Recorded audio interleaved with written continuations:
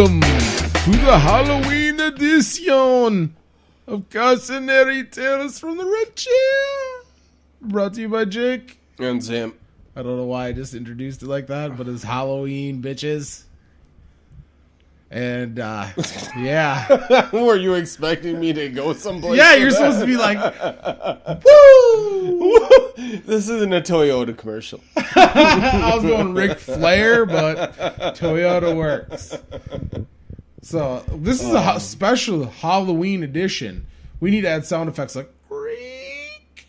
No, I can't do it.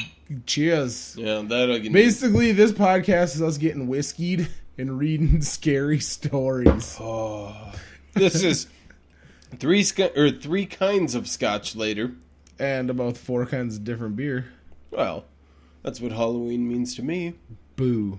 What are you giving thanks for this Halloween? I didn't know we were... Oh, that's Thanksgiving, right? Yeah. Shit. We're still not there. I understand where your dismay comes on that one, because there's already fucking Christmas shit before Halloween this year. That is Usually true. it's Christmas shit right before Thanksgiving. That is true. Kind of a fuck up. But should we get to the bulk of the program? You're gonna start us off. What spooky campfire story are you gonna read for us, Sam? since I have to, Jack-o'-lantern. Jack-o'-lantern, that's what Yep. it's called. Exurban. What? That's what it says. Exurban? Oh. Well, that's what happens when you get these new fucking pads like this. Drunken technology. Yeah, does not I hit something else with my finger there. All right. Can you see straight? Yes. After a long day of unlucky hunting, I found myself stuck in the middle of the marshlands for the night. Ooh. Without a flashlight or a lantern to guide my stumbling steps. Was he drunk? Well, Or apparently he he's was just fucking stumbling. He's hungry. Drunk and hungry. So I settled beside a fallen log to rest until daylight. As I tossed and turned, I recalled the story of my great uncle told me about a ghost that haunted the marshlands. Oh. There was once a man named Jack-o'-lantern. who was a nasty fellow. How nasty was he? He beat his wife and kids What? and was an all-around bad chap. That sounds I like fucking hate bad chaps. Yep, he's a bad mother. Shut your mouth. But I'm talking about Jack-o'-lantern. Yep. Jack got worse and worse as the years rolled by. Ornery and old. But finally, Jack's body got so wore out that he died. This is a fucking kid's story? It's not a kid story. He went up to heaven, but St. Peter refused. St. Peter says, no, sir. You are an ornery old bastard. refused to let such a wretched fellow in. That is awesome. Wretched fellow. Yes. Then he went to hell, but the devil barred the door as Whoa. soon as he saw Jack coming and wouldn't let him in either. That is an evil bastard. Go away and don't come back, the devil told Jack. No soup for you. Damn straight. How am I supposed to get back in the dark? Jack grumbled. Give me a lantern.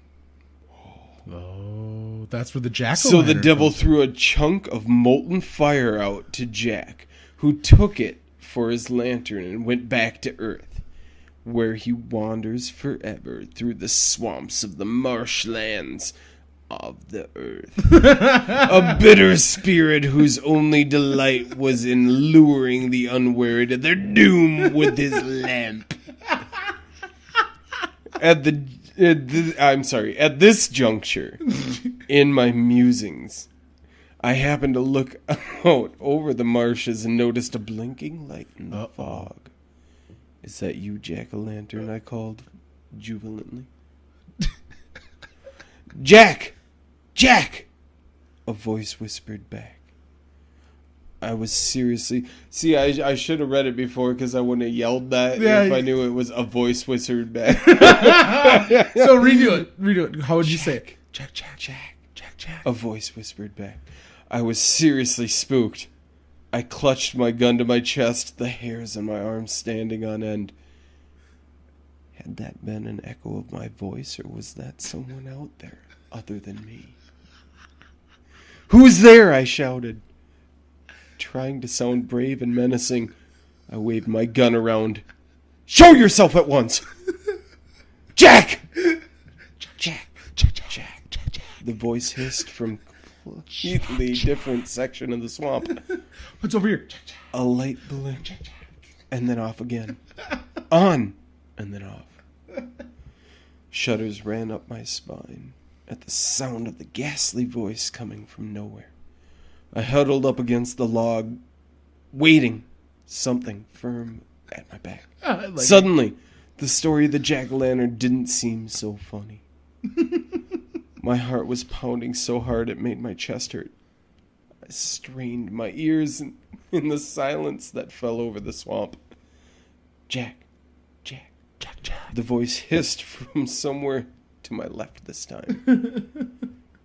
The light blinked on, off. I counted 10 heartbeats this time before it went off. The voice sounded closer. I held very still. My instincts screaming at me to hold my breath and not move until a menace had passed. The voice came again, far off. Jack, it hissed.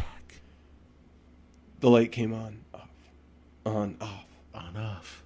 It's moving away, I thought, relaxing just a bit, feeling safer. God. There was a long silence. The menace is Nothing gone. stirred. Not even a mouse? Not the wind in the grass. Not the frogs or the turtles in the water. Not the crickets or the night insects. Jack. The voice hissed softly, right into my ear. And I looked up into the glowing red eyes and twisted face of the jack-o'-lantern. I screamed and lashed out at it with my gun. I ran a few steps, tripped, and fell over, knocking my head on a sharp stone. For a moment I saw stars, and I felt blood pouring from my scalp. But the jack-o'-lantern was right behind me. I had to get away. I rolled and fell into the deep pool. I plunged underneath the water, flailing desperately against rope-like grasses that tried to keep me down. Let's kill a seaweed. My head finally burst out of the water, and I gasped desperately at air. Treading water the best I could with my trembling limbs and aching head, I heard the creature laugh in the mist. Jack. The voice hissed delightfully.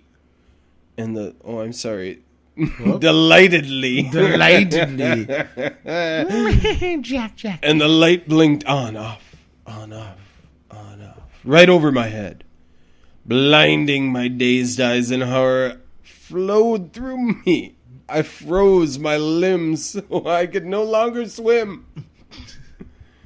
For a long moment, the grotesque face and red eyes of the jack-o'-lantern loomed out of the mist before my petrified gaze. My head started to swim with pain from the bleeding skull. The evil face above me, lit by its bright light, whirled around and around, growing dimmer as my eyes started to glaze. I was vaguely aware that I should keep swimming, keep trying to make my way of the edge of the pool, but my efforts was too much for the sudden heavy limbs. I barely noticed myself plunging down and down into the watery depths of the pool, too stunned by my injury to fight my way to the surface a second time. Then there was only darkness and silence, and a voice hissing in the cold triumph. Jack. Bravo!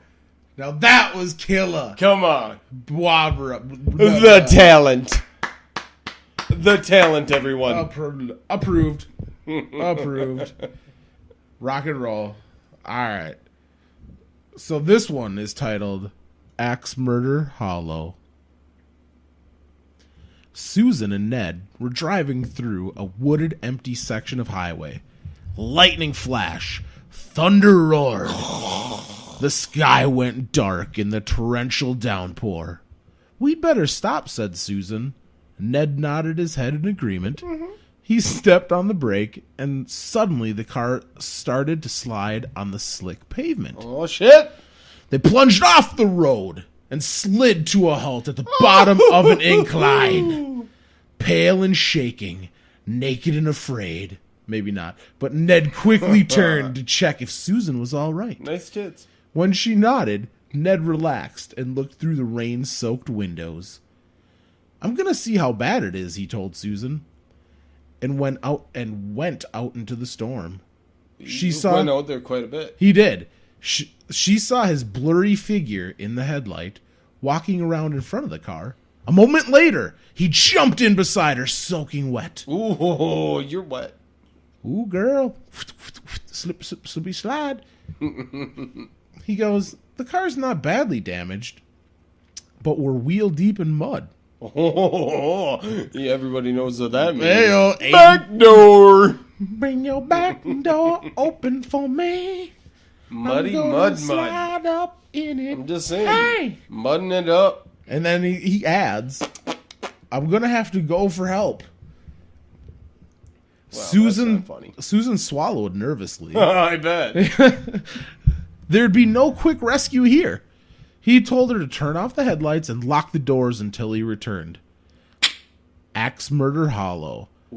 Although Ned hadn't said the name aloud, they both knew what he had been thinking when he told her to lock the car. This was the place where a man had once taken an axe and hacked his wife to death in a jealous rage over an alleged affair. Allegedly. She was an alleged adulteress. That's kind of a rash decision to hack your wife on an alleged affair. Well, It'd have to be depends on confirmed. how much you like your wife. But it would have to be pretty confirmed. I'm just saying, it depends on how much you like your wife. That I is mean, true. if you don't like her very much, you don't have to have much. Yeah, you just use that as an excuse. I'm just saying. Exactly. If you like her, it might be a completely different story. But if you don't like her, you'd be like, fucking bitch, cut her toenails in the goddamn living room. I'm going to kill her. Yep. But supposedly, the axe-wielding spirit of the husband continued to haunt this section of the road. Outside the car, Susan heard a shriek. A loud thump. And a strange gurgling noise. That sounded like a Wookiee. Well, you didn't give me enough time. Okay, a strange gurgling Well, noise. I can't do that with beer. Okay, a strange gurgling noise. Nailed it. All right. With scotch. Yes! 12-year-old gurgle. But she couldn't see anything. Not a fucking thing in the darkness. Nothing. Frightened, she shrank down into her seat. Small. She sat in silence for a while, and then she noticed another sound. Bump, bump. Bump, bump. Stop it. It was a soft sound. Okay, better. Like something being blown by the wind. Suddenly, the car was illuminated by a bright light. An official-sounding voice told her to get out of the car. Ned must have found the police officer. So Susan obviously unlocked the door and stepped out of the car. But As her eyes adjusted to the bright light, she saw it. Hanging by his feet from the tree next to the car was the dead body of Ned. His bloody throat had been cut so deep that it was nearly decapitated. oh my god. The wind swung his corpse back and forth ever so gently so that it thumped against the tree. Hence the bump bump. Bump bump. Susan screamed and ran towards the voice and the light. As she drew close, she realized the light was not coming from a flashlight. Standing there was the glowing figure of a man with a smile on his face and a large, solid, indefinitely real axe in his hands. She backed away from the glowing figure until she bumped into the car. Playing around when my back was turned, the ghost whispered, stroking the sharp blade of the axe with his fingers. You've been very, very naughty. The last thing she saw was the glint of the axe blade in the eerie, incandescent light. Dun, dun, dun. Done. And scene. Yep. I thought that was good. Good show, everybody. Good show. Nice production. Yep. Nice production. Hey, cameraman. Good on you. Good on you. Oh. Happy Bravo. 22nd. Yep. Microphone down. Microphone down. Better than a beer down. Don't worry. He's pissed. He's pissed. Oh, really? I am. Oh, really? I gotta close that one out. All right. So, what's your next one, sir? I think it's Black Aggie. Oh, we got a Black Aggie. Black Aggie. Not to be racist, but what's an egg? I have no idea. What college are the It eggs? says it's Texas A&M. It's taken from Spooky, Maryland. Ooh, this happened in Maryland. I'm not sure if it happened in Maryland. I'm just saying it says Spooky, Maryland is the excerpt that it was taken from. And let us set the scene. It is Maryland. Did we set that yet? Yep. Maryland, backdrop. Hey, can I get the backdrop of Maryland to come down? God damn it. I thought we were done with this. Why do we rehearse? Fucking amateurs. Amateur hour, I tell you. Fuck. Whose beer is that? That is the home-brewed fucking Killian's Irish Red clone kit. Oh, okay.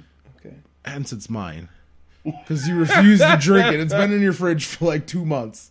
And you have yet to drink it, so I'm drinking it. That's because I got a bunch of my own beer in my fridge.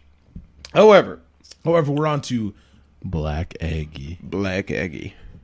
Takes place in Maryland. Retold by Sam Reckner. Shelcher. You're retelling it.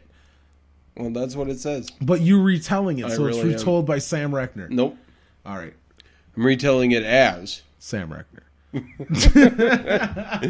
All right. Lion face, lemon face. When Felix Angus put up the life-size shrouded bronze statue of a grieving angel seated on a pedestal in the Angus family plot in the Druid Ridge Cemetery. What the fuck do you have me reading here? Tongue twister. It's Druid Ridge. He had no idea what he had started. What did he start? The statue was a rather eerie figure by day, frozen in a moment of grief and terrible pain. Yes, that's terrible pain. At night, the figure was almost unbelievably creepy. The shroud over its head, obscuring the face until you were up close to it. There was a living air about the grieving angel, as if its arms could really reach out and grab you if you weren't careful. Give you an old-fashioned.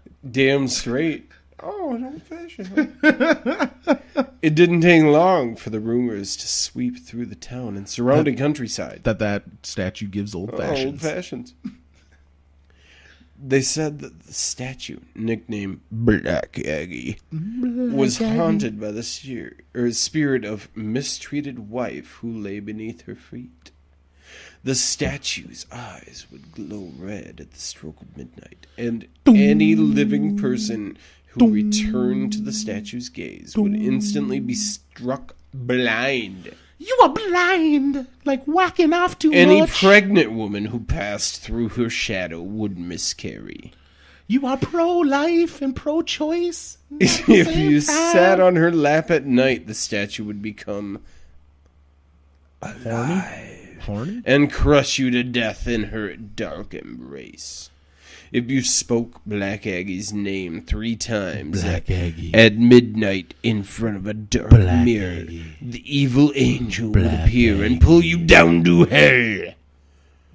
They also said that the spirits of the dead would rise from their graves on dark nights to gather around the statue at night. People began visiting the cemetery just to see the statue. And it was then that the local fraternity decided to make the statue of grief part of their initiation rites. Was it Alpha, Zeta, Beta? Black Aggie sitting, where candidates for membership had to spend the night crouched beneath the statue, with their backs to the grave of the General Angus, became popular. One dark night, 2 fraternity members accompanied New Hopeful to the cemetery and watched while this took place, underneath the creepy statue. The clouds had obscured the moon that night, and the whole area surrounding the dark statue was filled with a sense of anger and malice. I hate malice. I know. You really do. It felt as if the storm were brewing in part of the cemetery, and their chagrin... Chagrin? I love it when they say that. Oh, I love me some grinning. The Can I 2 chagrin some fraternity shit? members noticed that gray shadows seemed to be clustering around the body of the frightened fraternity candidate crouching in front of the statue. What had been a funny initiation rite suddenly took an air of danger. One of the fraternity brothers stepped forward in alarm to call out to the initiate. Hey! As he did, the statue above the boys stirred ominously. The 2 fraternity brothers froze in shock as their shrouded head turned toward the new candidate. They saw the gleam of the glowing red eyes beneath the concealing hood, and the statue's arm reached out toward the cowering boys. Uh-oh. With shouts of alarm, the fraternity brothers leapt forward to rescue the new initiate. But it was too late. The initiate gave one horrified yell, and then the body disappeared into the embrace of the dark angel. Oh, my God. The fraternity brothers skidded to a halt as if the statue thoughtfully rested in its glowing eyes upon them. With gasps of terror, the boys fled the cemetery before the statue could grab them too. Beating feet. Let's beat some feet. Hearing the screams, a night watchman hurried to the Angus plot. What's going on out there? What the heck? To his chagrin, Oh, I'm chagrining it. he discovered the body of a young man lying at the foot of the statue. Hey, kid, you can't sleep here. The young man had apparently died of fright. Oh, my God. The disruption caused by the statue grew so acute. The Angus It wasn't family, obtuse. It was acute. Yep. The Angus family finally donated it to the Smithsonian Museum in Washington, D.C. And that's why Washington sucks. The grieving angel sat for many years in storage there, never again to plague the citizens visiting the Druid Hill Park Cemetery.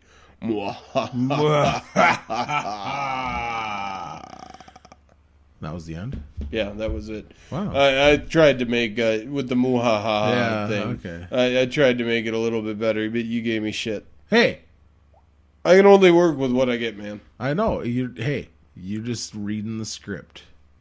Reading. Damn The straight. script. There wasn't much there. No. But you made good points. So. Fuck it. Fuck it. All right. Now, what is the next story that will chill your bones? Okay. Hey, oh, you keep You knocking. gotta quit that, and I gotta quit knocking my microphone over. You keep doing weird shit too, though, man. You do weird shit too, man. At least it wasn't a full beer. Okay, we should probably cut some of that. No. Let it roll. All right, let's do it. We're getting whiskeyed and telling ghost All right. stories. Well, then, ghost story this. I gotta pee. What's up? Ghost story this. I gotta pee. What's up? Okay, back from the bathroom break. What the hell? Sorry. I went into my Casey Kasem Hot 20 at $30 a piece. Yeah, you're not as good as that. As Shit. You think. That was the ultimate diss. You're not as good as that as you think you are. Well, I'm just saying. Hey. Maybe in your head you are Casey Kasem. In my head, I sounded awesome. Hey, guys. All right, so. A shugama. A shugama. Hey. Just trying to clear the air here. All right. So, on to the next creepy tale. Oh, we got a timer. Beep, beep, beep, beep, beep. It's the next creepy tale. It is alert. That was absolutely amazing. Breaking news, guys. We got the fucking news story. All right. This haunted tale is titled Vampire Hermit.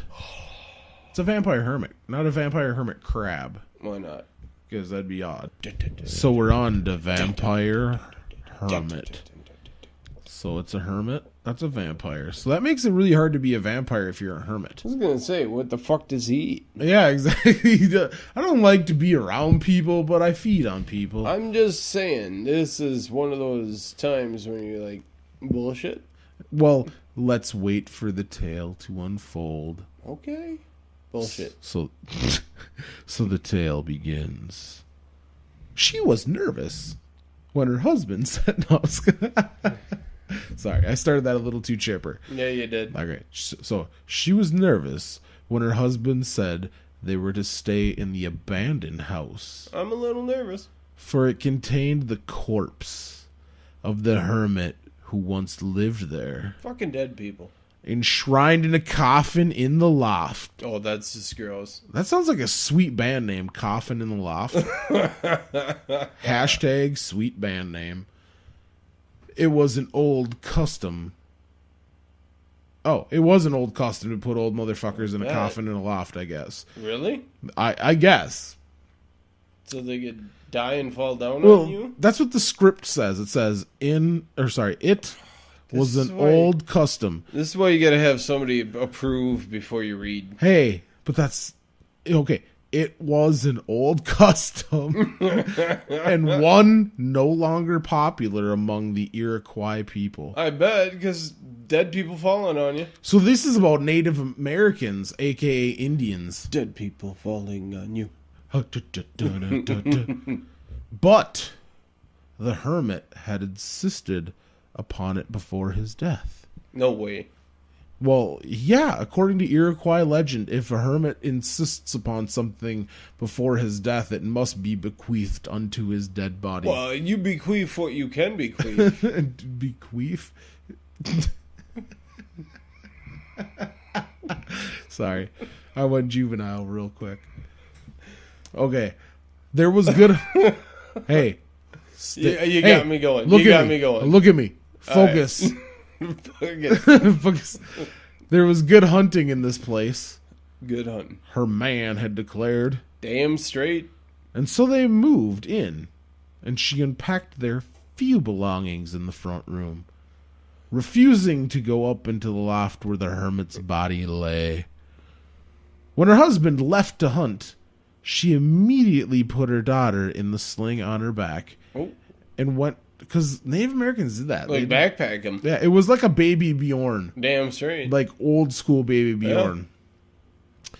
So she put the baby on the sling on her back and went to look for roots and berries. Damn straight. She was a gatherer, not a hunter.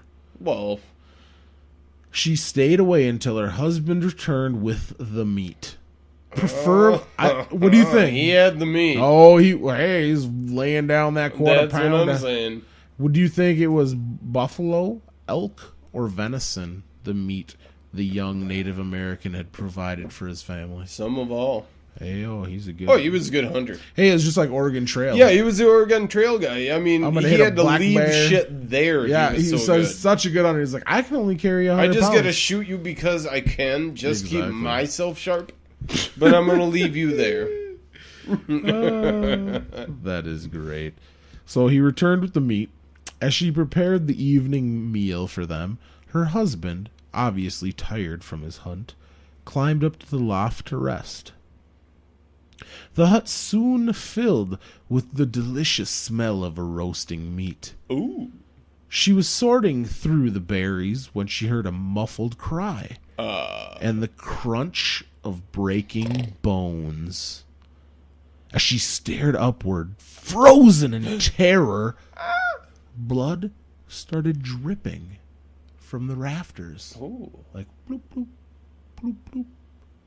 She crept silently to the far corner of the room where she could see up into the loft. A skeleton with glowing red eye sockets That's bullshit. was feasting on the body of her husband. Good God. Its teeth and chin covered with blood. How does it digest? Her daughter stirred restlessly on her back. At her back, sorry. At her back. Not on her back. Nope, I kind of slurred that. You're on her. So, her daughter stirred restlessly at her back. At her back. She knew that she had to get away immediately. Immediately. Well, We need to go immediately. if somebody says that, you definitely have to immediately leave. I'm going to run down to the stream to fetch water for the broth, she called toward the loft. I'll be right back. She took the pail and walked toward the stream, I don't know what accent that was. trying to appear normal, like that accent. As soon as she was out of sight amongst the trees, she started to run as fast as she could. She heard a terrible howl from the direction of the house as the creature heard them escaping and started to pursue. The young mother stumbled desperately through the woods. The creature's howls growing closer as it pursued them. Her little daughter wailed in fright at her back as she fled in terror, sobbing, and was almost without hope. The monster was gaining on her. There's no hope. In a last act of despair, she shouted the Iroquois distress call. Is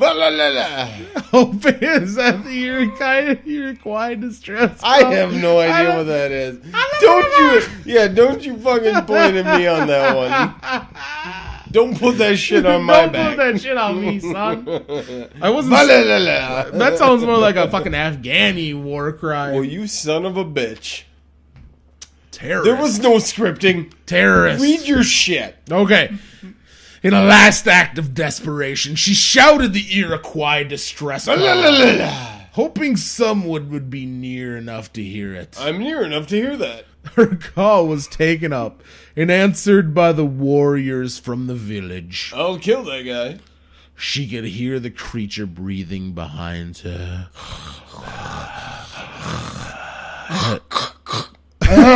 Much better. Little Banaka. As she sprinted to the trees at the edge of the village. Here, I'm at the edge. her strength failed her. Damn it. She collapsed to the ground. Just before the monster could pounce on them, a party of warriors burst through the gates of the village, chasing the skeleton away. Fuck you, skeleton. They swung their torches wide, and the skeleton retreated farther into the woods. Bones, bones, bones. The warriors chased the creature back into the hermit's house I don't like to run. and set fire to the cabin. Fire, fuck you. As the flames encompassed the house, a terrible howling and roaring came from the loft. And the vampire hermit fled ever so delicately into the woods in the form of a rabbit, never again to plague the young woman and her daughter. Are you telling me a vampire turned into a rabbit? And fled ever so delicately. That is the gayest vampire story ever. True Blood is now, like, fucking vindicated Butch. from being Yeah, gay. True Blood is Butch. Oh my god, yeah, they're vampire rabbits? Hey. I'm just saying, man. I'm not saying that I have a problem with gays. I'm just saying that is the gayest vampire I've ever turned into a rabbit. It turned into a rabbit. That's what happened. Well, Fuzzy Cottontail. Oh. Fucking right. Fucking right. All right, I got one more. Ah, okay. Oh, this is going to be awesome because I am lit. Because I am lit. All right. This one is called The Face. That is The Face, everybody. Oh, I'm going to want to... Just dive in. No. Oh, there we go. No, I wanted to... Enlarge it? Enlarge it. Oh, you're a little drunk. You need to enlarge it. Oh, good out. Good out is a Yeah, little forced. I didn't enlarge. It Well, was a I little had forced. to. I had to. Otherwise, I wasn't going to get this done. Oh, okay. All right. All right. The Face. Dun, dun, dun. The medical student toppled into love as soon as he set his eyes on... Toppled into love? Like he's just like running. Yeah, I'm sorry. Let me start this one again. face-deep I in thought pussy. this was... You gave me this as a Halloween story. I thought this was going to be like a goo No, story. just no, all read right. it. The medical student toppled into love as soon as he set his eyes on Sheila, the beautiful new Sheila. transfer student. Transgender student? Transfer. Oh, okay. She had masses of long black hair and eyelashes so long they got tangled in her curls when she Damn. leaned over her desk. I think that's actually... That's descriptive. well, I'm just saying, I think that's actually a weird, like, that wolf boy type deal. Anyway, the medical student had withdrawn nature. He had a withdrawn nature. No, he had a withdrawn nature. Okay. I don't know what that means. His nature was withdrawn. Thanks for clarifying that. So, no, not by inclination. Oh. Well, I should have read that He first. wasn't very inclined to be withdrawn by nature. Yeah, exactly. He'd learned the hard way that people avoided him when they heard about his insane father locked away in an asylum. Dun, dun, dun. But he had to overcome his I'm actually... His taxidermy? His taxidermy. I'm actually thinking this is not... What does it say? taciturn? Taciturn. Yes.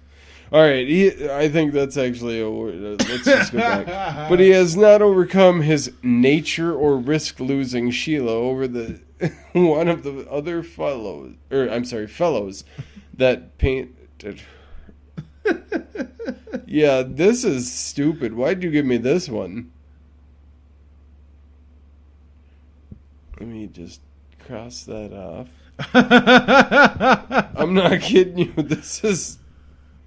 All right, so medical students volunteered to tutor her Sheila. Yeah, this is ridiculous. I'm not kidding you. This isn't me being drunk. I can still read, but... I can still read. This is... So the medical student volunteered to tutor her Sheila in one of her classes. This is terribly written. After that, it was easy simple. Are you fucking... Sheila toppled into love with a medical student as madly as he was in love with her. Oh. They went everywhere together, hardly bearing to part for classes. What is this shit? I don't know. Let's power through. What is this shit? It's hard to read, though. The medical student lived in a bubble of joy until the day he saw Sheila speaking to a good-looking fellow who lived in the same dorm. They were laughing together over something one of the professors had said in class. and a shaft of sheer jealousy pierced the medical student's gut. How dare she laugh with another man? He confronted his Sheila with her perceived trespass, and she stared at him incredulously. You're crazy. You're crazy, she said. Wow, nice. He winced, reminded of his father, and shouted insults at Sheila until she stalked off in a rage. You're a bitch. You're a bitch. They made up over dinner. Oh, I love you. And things were fine for a while until a medical student saw Sheila borrow a pen from a handsome blonde fellow in the library. Borrow that pen? Fucking borrower. She's a jealous fucking whore. That set him off. Oh, that bitch. She's taking fucking pens from this guy, taking pens from that guy. She's gonna take a pen deep inside her. That's what I'm saying. There's a return pen slot. Yeah, fucking whore. They hissed angry words at each other until the librarian kicked them out. The medical student huddled on the narrow bed in his dorm room until the black anger gave way to common sense. Oh, we don't like that. That doesn't make for a good horror story. No, when it doesn't. Common sense gives He up. called Sheila and apologized. What a bitch. She accepted his apology and they were back together. See, it actually got a lot better after that first couple paragraphs. It's so nice.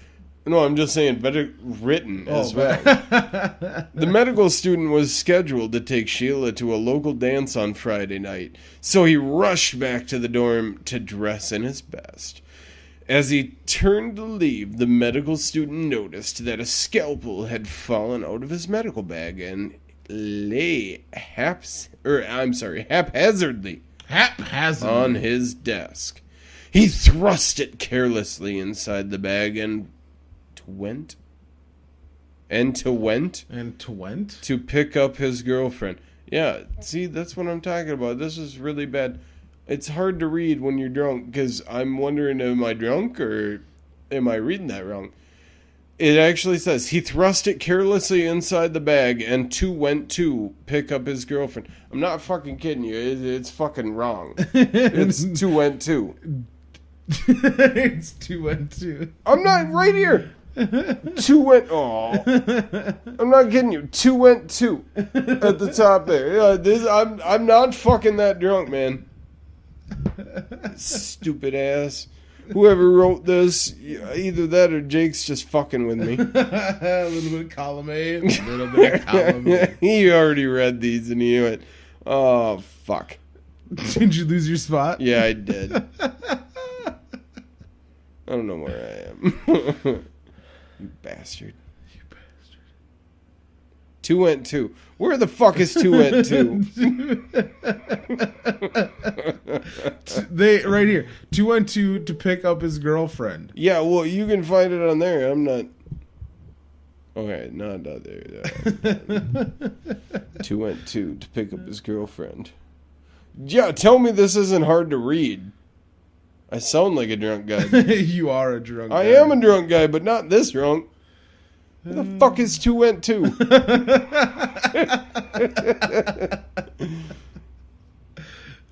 You're crazy, she said. Yeah, exactly.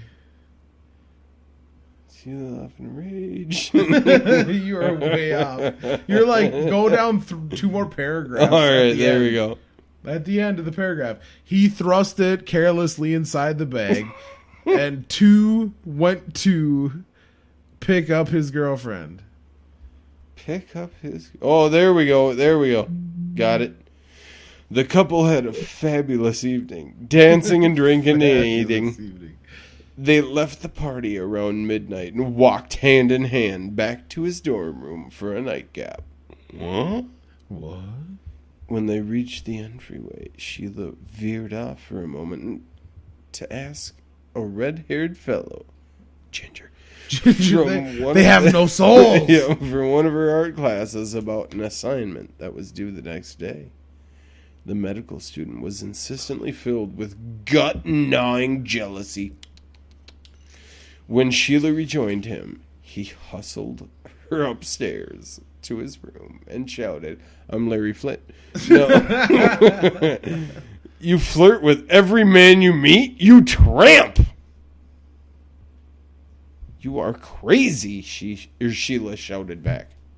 Stark raving mad. Fucking lunatic.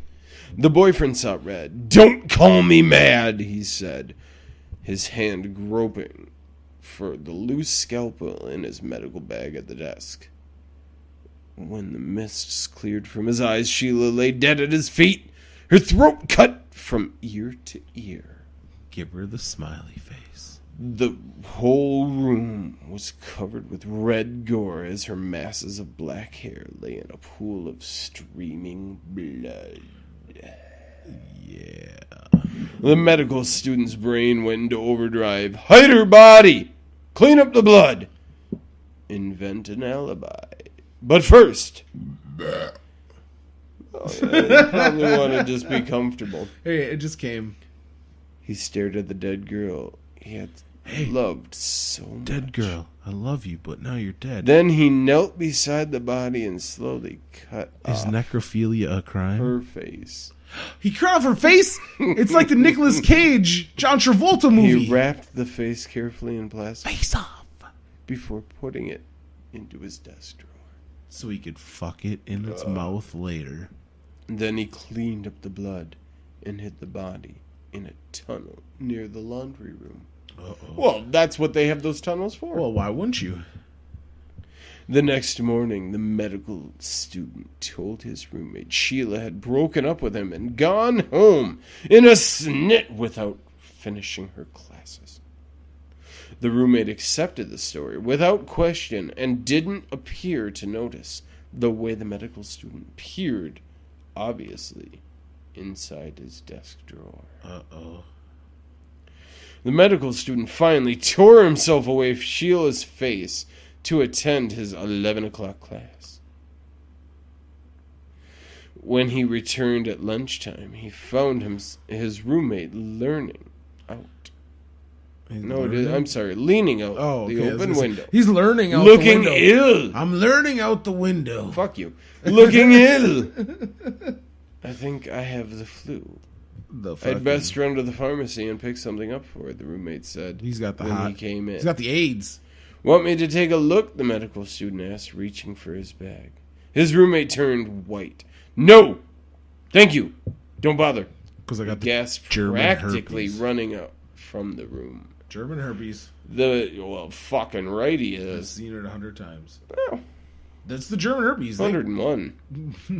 The medical student shrugged in exasperation, peered into the drawer at Sheila's face, Hey, and Sheila. settled down to What's work up, girl? on a paper he had due next week. Downstairs, his roommate was on the phone with the police. The medical student went ballistic when the police came with the warrant to arrest him. Hey, we got a warrant, see? You're going to open up the door, see? You want to get harassed by the cops, see? That's why I'm the talent. They manhandled him out of his chair while a grim-faced officer took a look at the desk drawer. Hey, what's in that desk drawer? When he saw the dead girl's face, Oh my the God, officer guys. swore violently and vomited on the floor. Fuck you, man. Blah. I bet he was Mexican. I'm just saying. They get all those jobs. Open borders. The medical student was placed in the asylum with his father, who was locked away in a padded room next door. Every day, while his enraged father tried to kill his attendants, the bereaved boy wept and stared out the window, seeing Sheila's lovely face in the branches of a nearby tree. The face seemed to sway to the rhythm of his father's fists as his insane parent pounded and pounded on the walls. Back in the dorm, the ghost of a young girl in a blood-stained dress still floats along the hallways, searching for her face. Where's My face! My face! Where's my face? My fucking face! Give me my face. My fucking face! My motherfucking face. Big baby Jesus, I don't care. Nigga, I can't care. Did you just say that? What? I think we just... Yeah, you might want to cut that. Hey, I was singing ODB. Yeah, that doesn't make a difference. Yeah, it does. You're whiter than I am. Hey, so do we have time for an Alberta ghost story, eh? Do you want to do an Alberta ghost story to finish out the night, eh? Canadians don't know what ghosts are. Well, let's listen to the story and see if we can find out what Canadians know. Okay. Eh? There was an abandoned house sitting in the middle of a fancy neighborhood. I'm fancy. It was in Calgary. Calgary? Calgary? Calgary. That nobody would go near. And I mean nobody. I will not go near that. Now, my pal, Albert, was the agent in charge of selling that house. I'm Al. I'm Bert. And it was a fucking haunted house. And he tried everything in his power to close the fucking deal, eh?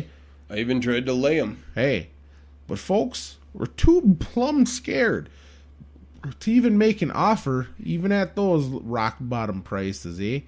Finally, Albert lit on the notion of selling this house sight unseen to a rich city slicker from the States. Talking about. He worked like a charm, too, until the day the city slicker decided he wanted to visit the property after all. So my pal Albert, he was all set to take the fella up there at high noon, but the city slicker's train was delayed. Those fucking trains, man, they're unreliable. Oh, they're always on time. You know what I'm talking about, eh? So it wasn't until after dinner that the two men set off for the haunted house. It was a dark and rainy night, of course, just like every goddamn scary story is. Okay. Dark and rainy. But early enough in the evening... Except for the Matrix. Touché. But early enough in the evening that the ghost might still be resting. He took the blue pill. At least Albert hoped this was the case. So Albert unlocked the door, and it opened with an ominous creak. Albert swallowed nervously. But the city slicker just chuckled and said something about the atmosphere. Something about the atmosphere. Albert relaxed a bit and wondered if he shouldn't have raised the price a bit. Maybe not haunted after all. Maybe this motherfucker wants to pay 2.5 mil. I mean, it is historic. It is a goddamn national treasure of the Canadian government. Atmosphere. Okay. So the two men entered a tall foyer, absolutely festooned with dusty cobwebs. Creepy, the city slicker said enthusiastically. He bounded energetically into the center of the foyer. "Come to me, foul spirits!" Yeah! he intoned loudly. Immediately, the whole house rang with a sinister, unearthly chuckle. Then an unearthly voice boomed. Boom! I am coming down now. The city slicker jumped and then turned to Albert with a happy grin. Great special effects! How'd you do that, chap? I didn't, Albert said, his teeth chattering. He backed up until he hit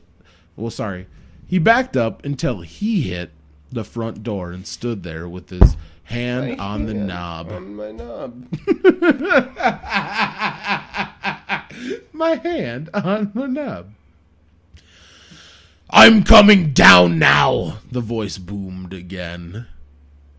And the city slicker's grin slipped a bit. He looked at Albert's frightened posture and then followed the agent's gaze towards the stairs. A bright light exploded into being at the top of the steps and quickly resolved into a sinister green head with flaming eyes, writhing hair, and fangs instead of teeth. the head opened its mouth and screamed.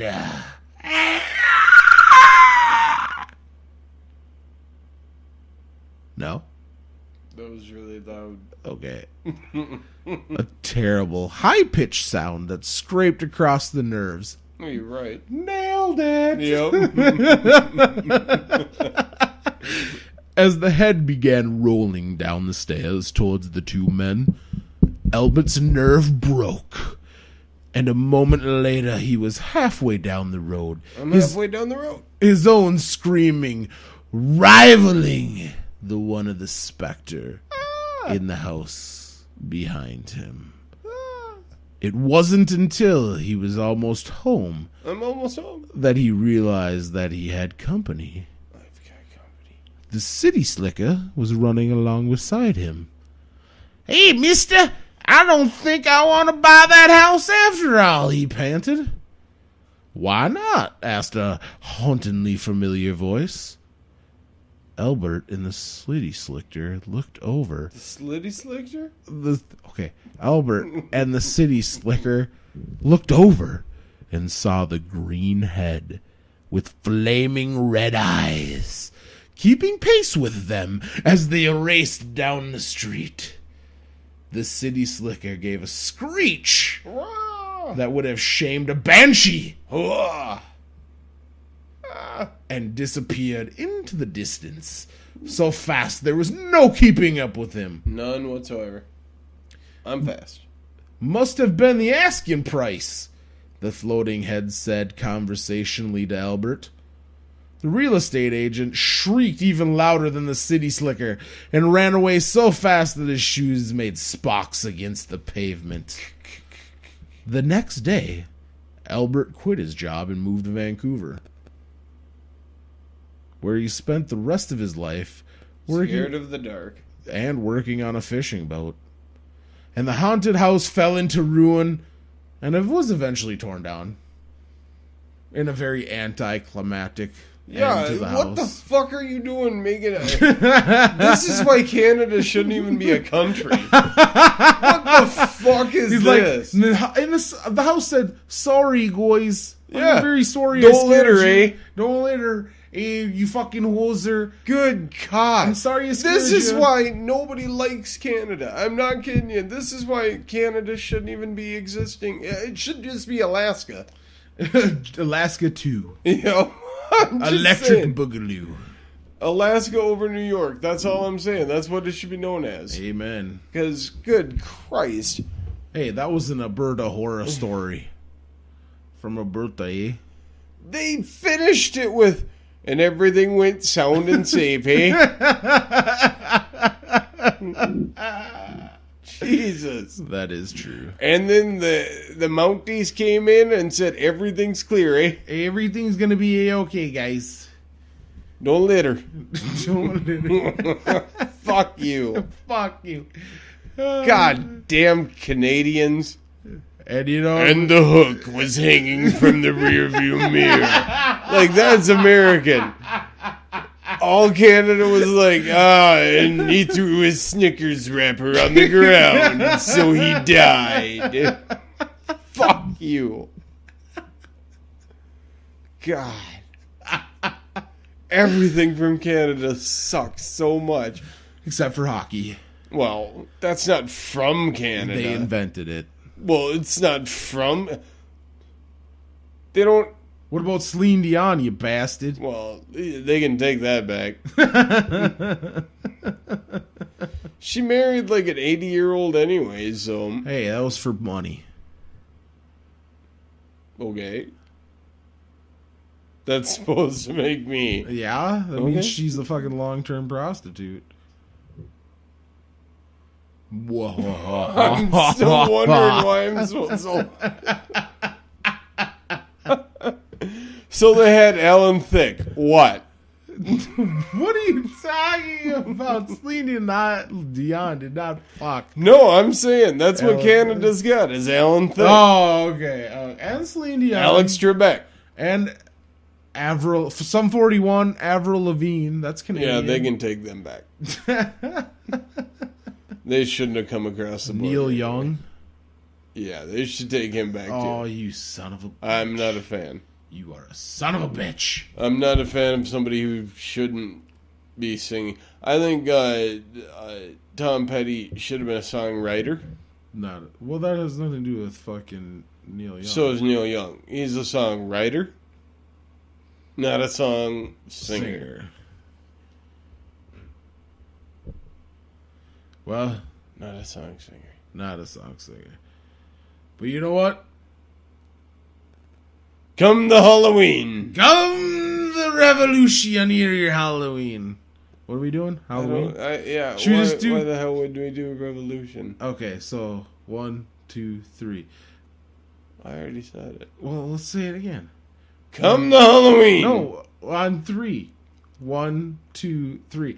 Come the Halloween. Yeah, that sounded so much better. It did. I'm really so did. glad we accomplished that. Jesus Christ.